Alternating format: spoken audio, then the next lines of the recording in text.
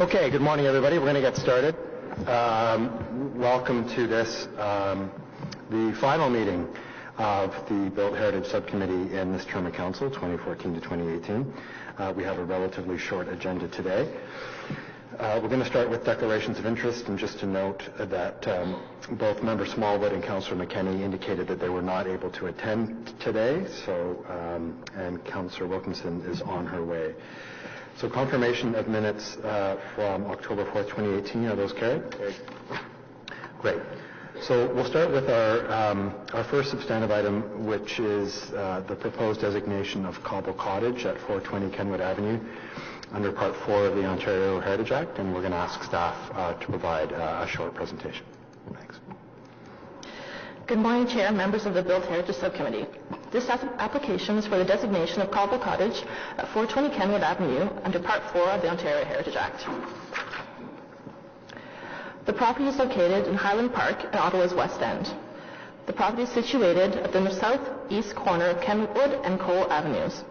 For some context, you can see Byron Avenue at the north, the top of the screen, and Churchill Avenue at the far right. Kabul Cottage is a fieldstone, 1.5-story, side gable structure with a gabled roof central dormer that is clad in stucco and half timbering. The building was constructed in the bungalow style in 1912 and demonstrates characteristics associated with that style, which was popular across North America in the late 19th and early 20th centuries. Bungalows varied in height from 1 to 1.5 stories and frequently exhibited aspects of the craftsman style, including fieldstone, tapered piers, front verandas, wide overhanging eaves, and the use of stucco and half timbering. In this photo, you can see the large veranda under the large eaves with tapered stone piers that wrap around the front and part of the side of the house. Typical craftsman-influenced architecture is the half timbering and stucco found in the gable end, as visible from Kenwood Avenue. Also noteworthy are the 6/6 sash windows with segmentally arched stone voussoirs. The house at 420 Kenwood Avenue, built in 1912 for James Gillespie, is a rare example of a fieldstone bungalow in Ottawa. A civil engineer, Gillespie lived in the house with his family until the 1940s. He was known locally for his involvement with the establishment of the Highland Park Lawn Bowling Club, located just a few blocks away. Westboro was first settled around 1819 with the arrival of Thomas Birch from Ireland. Westboro, with its large houses on large lots, was incorporated as a police village in 1905 and was marketed as Ottawa's Westmount. With the extension of the Ottawa Electric Railway to the village of Westboro, the area was desirable for its beautiful homes in a rural pastoral aesthetic with an easy streetcar ride to the city. The property at 420 Kenwood was featured in one of the advertisements for homes in Highland Park, which you can see on the left. The property at the intersection of Kenwood and Cole is a landmark within the community, as it is distinctive in its rare bungalow-style design, its abundant use of fieldstone, and its generous setback with an expansive corner lot with large trees. The official plan states that individual buildings, structures, sites, and cultural heritage landscapes will be designated as properties of cultural heritage value under Part 4 of the Ontario Heritage Act.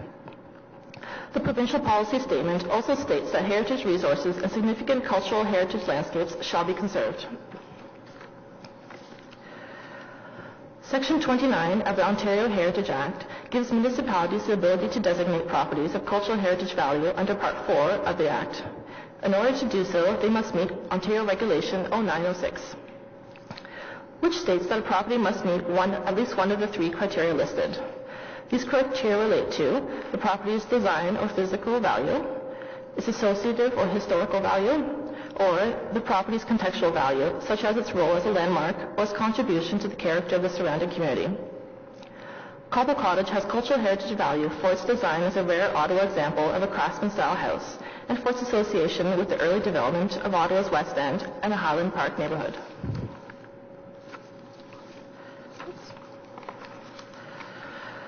As mentioned, Kabul Cottage is a rare example of a bungalow-style house with craftsman influences.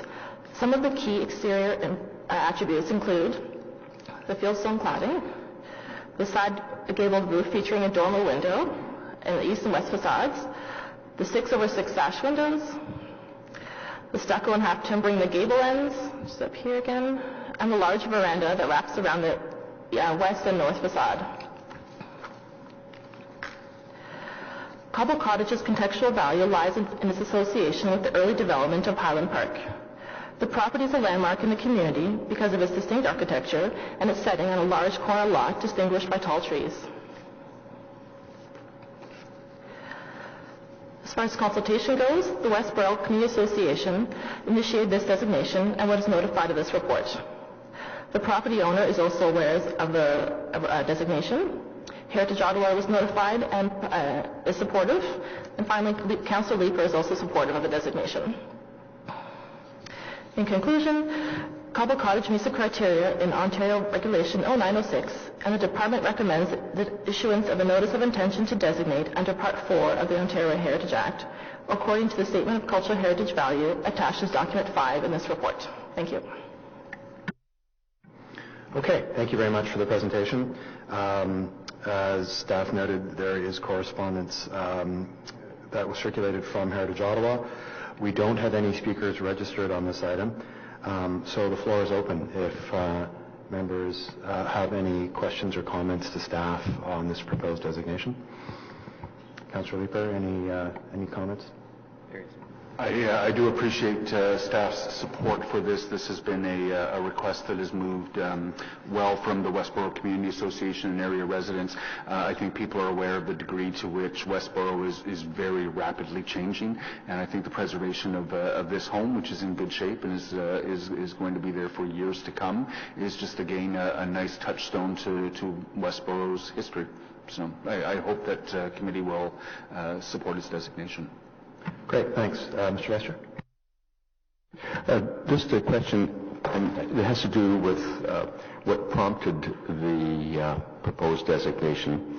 And I guess the reason for that question is whether or not Highland Park and Westboro have been subject to or plan to be subject to a whole inventory and heritage register program, which of course would have revealed this building and possibly others as candidates for designation or heritage district designation. Could you speak a little bit about why this one now and what the status is of the inventory of the whole of Highland Park? Because I think that would be important for us to understand.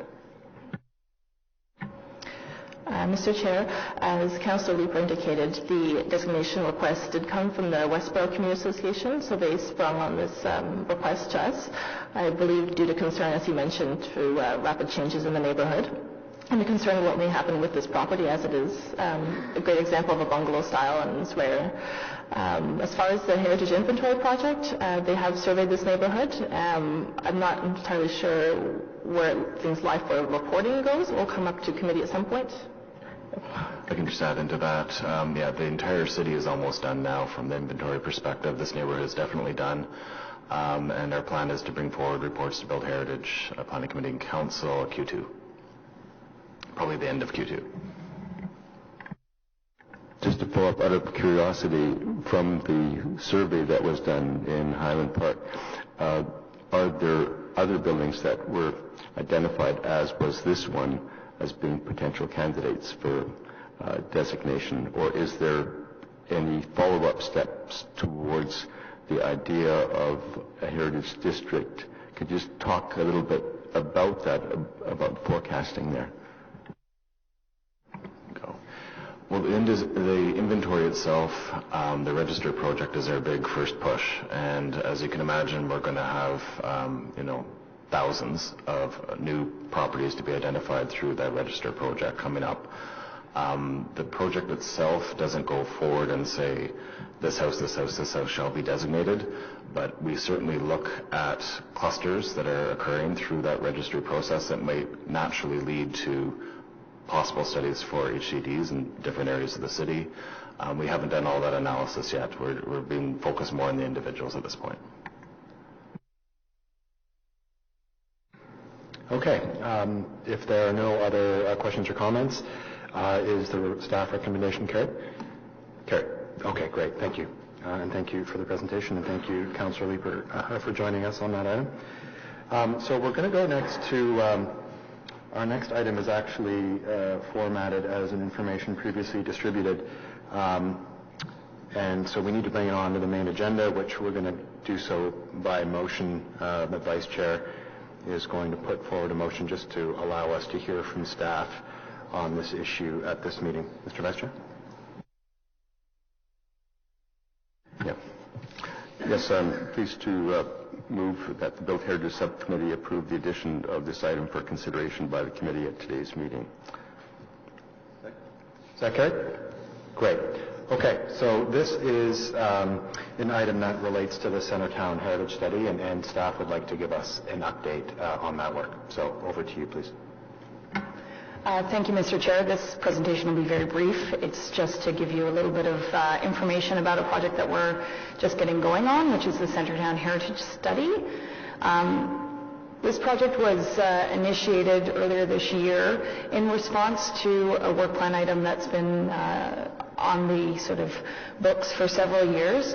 The Centertown CDP process recommended that we reassess the existing Centertown Heritage Conservation District and the Minto Park Heritage Conservation District in terms of the actual inventory of the buildings, the categorization of the buildings. And once we started to look at that, and since that time, we have undertaken the Heritage Inventory Project in this area. And once we started to look at all of this information together, we thought, well, perhaps we should expand the boundaries and have a comprehensive look at Centertown, not just the existing HCD, to ensure that we are properly identifying and protecting the cultural heritage resources in this neighborhood, as well as implementing a plan to manage change that, as you know, is rapidly occurring. So the map on the screen shows you the boundaries of the study area. So the red line are the boundaries, so it runs from Bronson to the Canal and roughly Gloucester to Catherine Street. And the black line that you see is the existing Centertown Heritage Conservation District, designated in 1997. The purple line is the existing Minto Park Heritage Conservation District, designated in 1988. Both of these areas had inventories completed at the time of their designation. Particularly for the Centertown HCD, the inventory has been somewhat difficult over the years in terms of the information it has provided us, as well as the categorization and evaluation of the buildings. The Minto Park HCD has not experienced a whole lot of change, is not really under a lot of pressure, but because it is located in this area, we are looking at it again. And then the yellow dots that you see on the map are properties outside of the HCDs, but within the study area boundary that have been identified through the Heritage Inventory Project for potential addition to the Heritage Register. So when I looked at this and had it mapped, I realized that there were some clusters that were showing up, as Dana had just alluded to in the last presentation.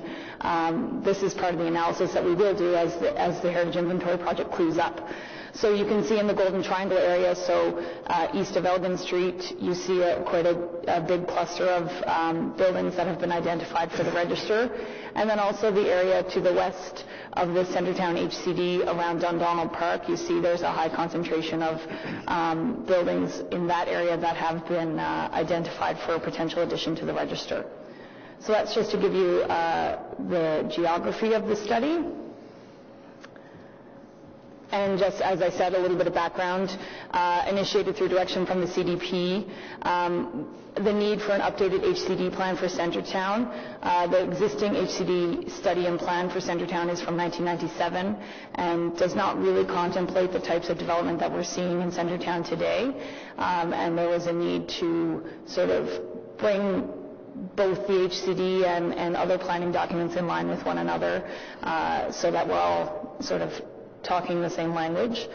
The project objectives here are to identify and evaluate all heritage resources in the study area, develop post-2005 HCD plans for both Centertown and Minto Park, and then through this new inventory, determine whether or not additional HCDs or Part 4 designations are warranted outside of the existing designations. So just to give you a little timeline, so we started this project Q3, Q4 of this year. Project launch, background research, preliminary analysis. We are currently in the hiring process for a consultant to complete the inventory portion of the work. So there are about 2,200 buildings that have to be inventoried and evaluated. Obviously, there is some baseline data for many of those buildings, but it will need to be updated with new photography, et cetera. We anticipate having a consultant hired by the end of the month. Q1, Q2 of next year will be the inventory portion for the existing Centertown HCD, as well as the drafting of a new HCD plan for Centertown. The HCD plan work will be done internally. Q2, Q3 is public consultation, remainder of the study area inventory, so everything else other than the existing Centertown HCD, as well as recommendations from the consultants for new designations, whether that's Part 4 or Part 5. Q3, Q4, draft HCD plans, if there are new HCDs identified, public consultation, report to council, and then Q1 of 2020, project wrap-up, appeals, bylaws, etc. So that's a very sort of high-level timeline. The committee will likely receive updates on this project as it proceeds, but our immediate next steps are to start doing some outreach to the Community Association, Heritage Ottawa. I met with some members of the Community Association this week. I'm meeting with Heritage Ottawa at the end of the month to give them an update on the project. Outreach to other stakeholders and establishing sort of a heritage working group to help guide the project as we proceed. I'm happy to answer any questions. Okay, thank you very much.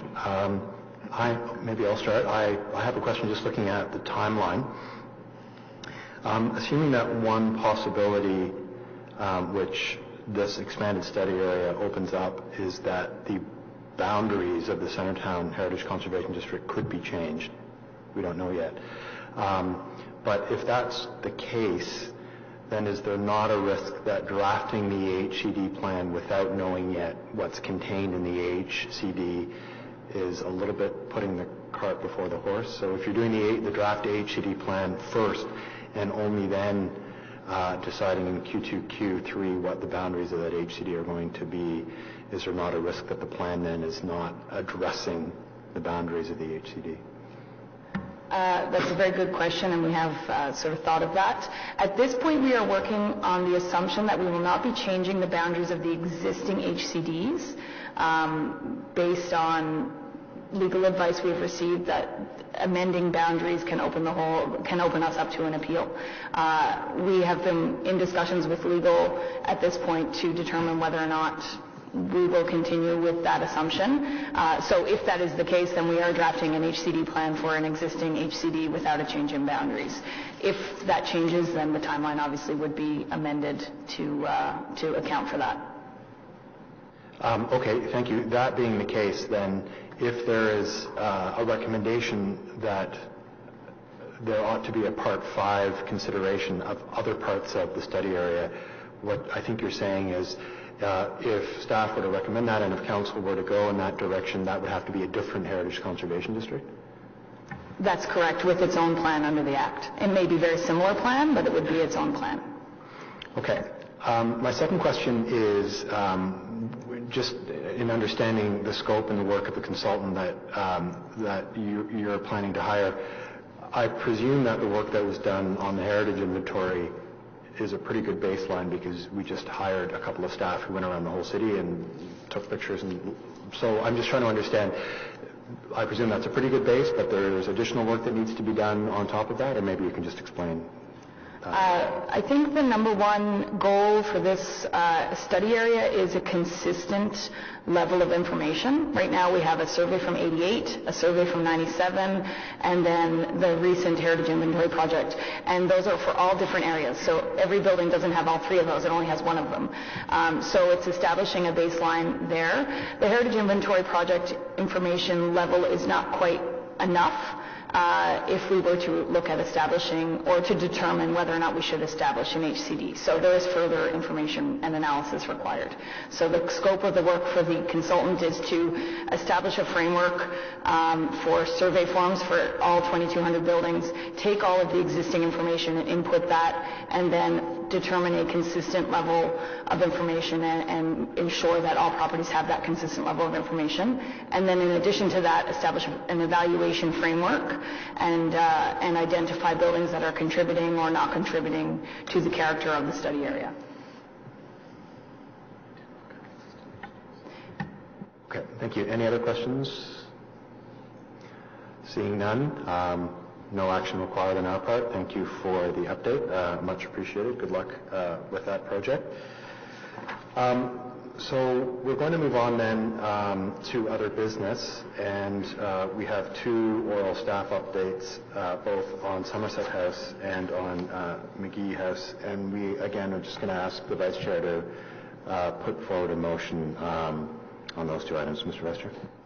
I'd be happy to do that. I'd like to move that the Built Heritage Subcommittee suspend the rules of procedure to receive oral updates from staff with respect to Somerset House and Magee House on Wellington Street, and to dispense with the requirement for staff to provide separate written reports on these updates.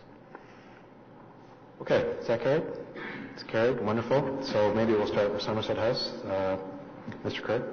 Thank you, Chair. As I had informed committee when we met last month, there was two orders that were issued for Somerset House, and today I'm going to provide you an update on the status of those two orders. So, as you recall, order number 1 was to provide a structural report detailing the current state of the building and to undertake necessary winter-proofing to ensure that the building does not deteriorate any further. This order had an appeal date of October 26, with the work to be completed by December 7th. No appeal was received by the city, and we are hopeful that the owner will comply by December the 7th. If work is not completed by December the 7th, the city is currently mobilizing to undertake the work soon after that date to ensure that the work is done for this winter. As a reminder to committee, again, these costs for the work with appropriate fees are billed back to the owner for the work that we undertake. Order number 2 related to the restoration of heritage attributes. The appeal deadline was November 1st, and again, no appeal was received by the City of Ottawa. That work is to be completed by October 30th, 2019, and this extra time was given to give the owner the time to carefully undertake the work with the appropriate craftspeople.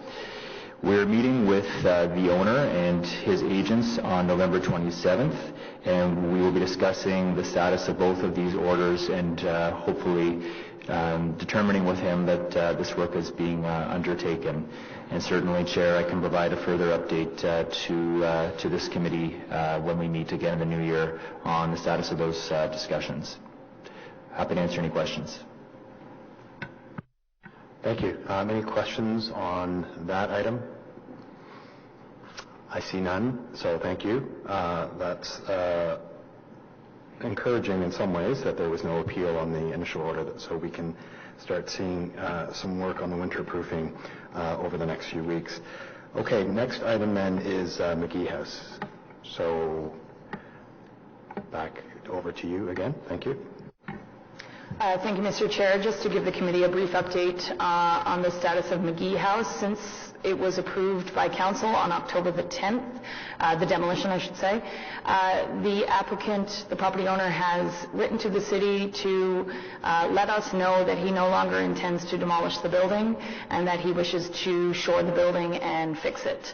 At this stage, the city is in consultation with the owner on plans to shore the building.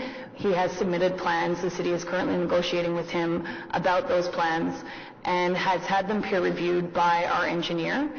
In addition to this, as you are all aware, I'm sure, John Cook has stated that winter is an issue for this building, or could be an issue for this building. So our colleagues in Building Code Services have re-engaged John Cook to assess the building again and determine whether or not there is an immediate public safety risk, and they will take appropriate action as that happens over the next week or so. Richard Ash is here from Building Code Services if there's any other questions. Just a point of clarification. So if the owner does not demolish by the deadline tomorrow, then the city, before demolishing it, will do a subsequent report on the status of the building, and that's with what objective in mind? So the deadline actually for the heritage permit was today, or is today, but the owner has since basically retracted his application for a heritage permit, so that deadline is sort of moot at this point. So at this point, our building code colleagues are working with the information that John Cook has provided us and getting him to follow up again to sort of reassess the building, because that information was provided to us in July about timelines and winter and that sort of thing. So assessing the stability of the building again to determine whether or not it poses a public safety risk. And Richard, I don't know if you have anything you want to add to that.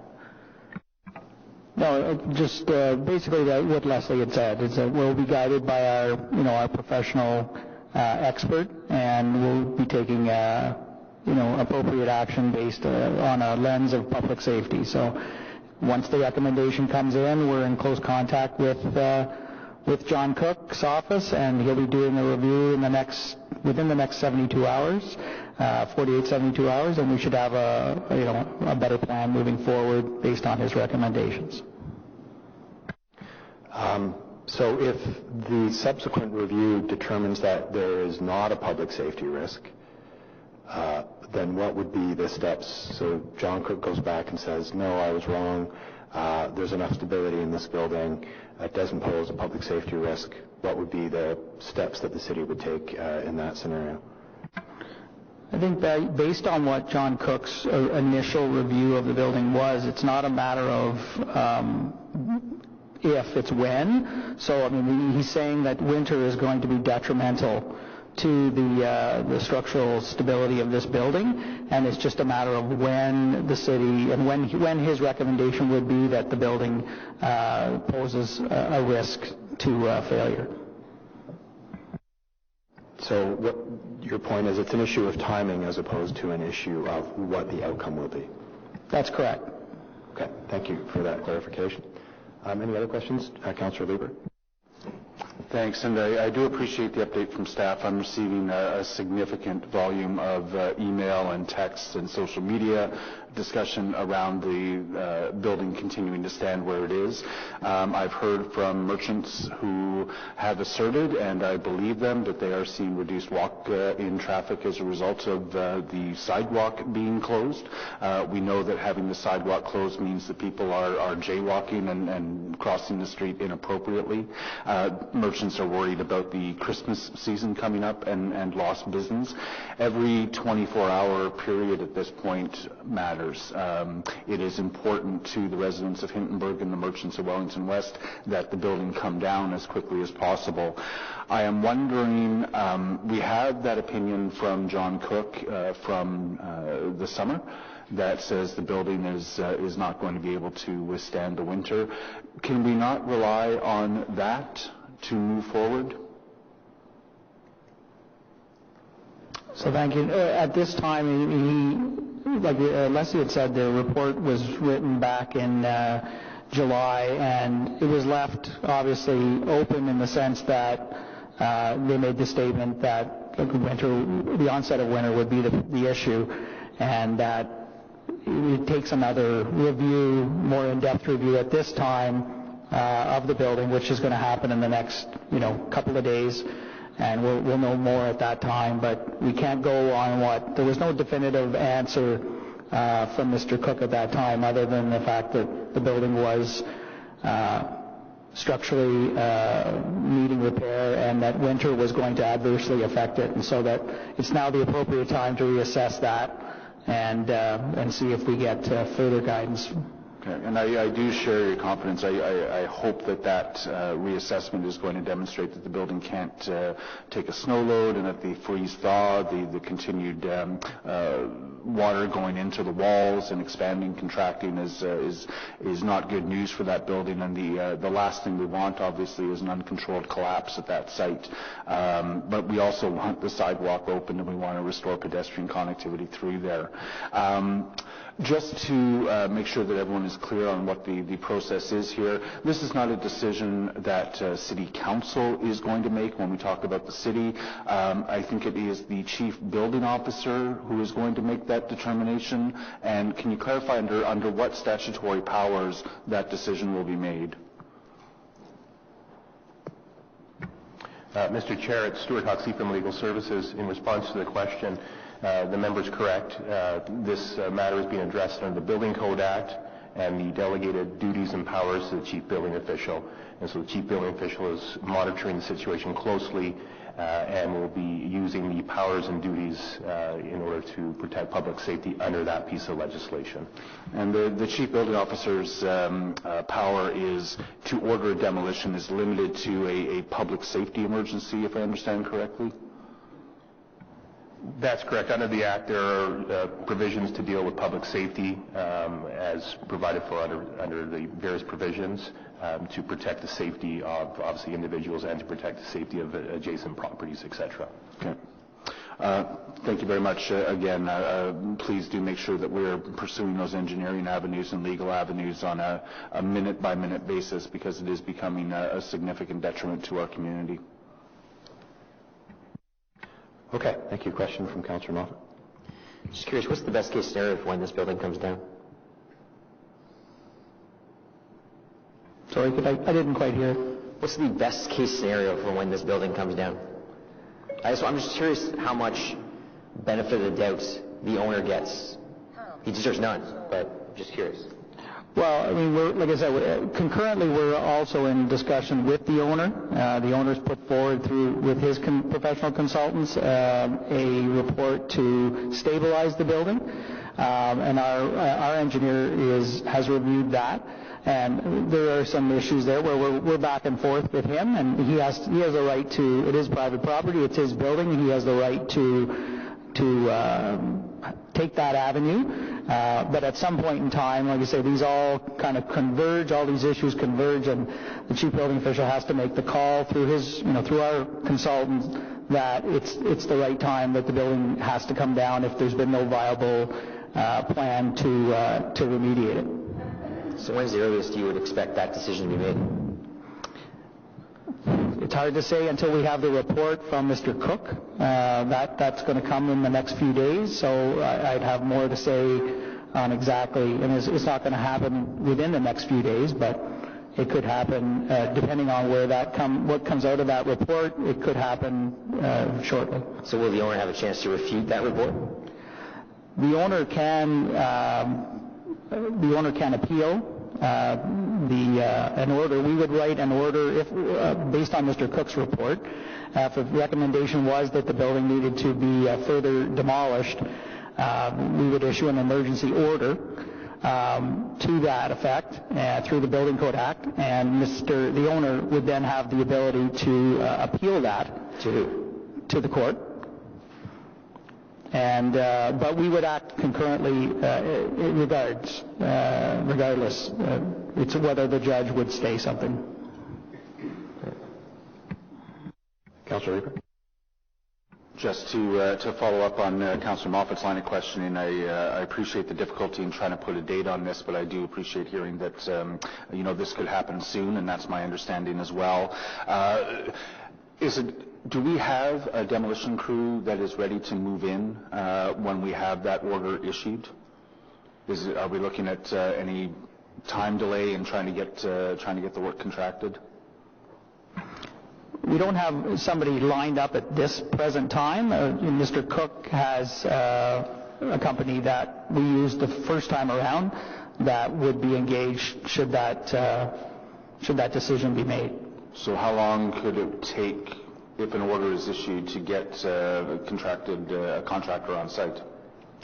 I would say it's short order. I can't comment on an exact, whether it's days, hours, that sort of thing. I don't have that type of information. Okay.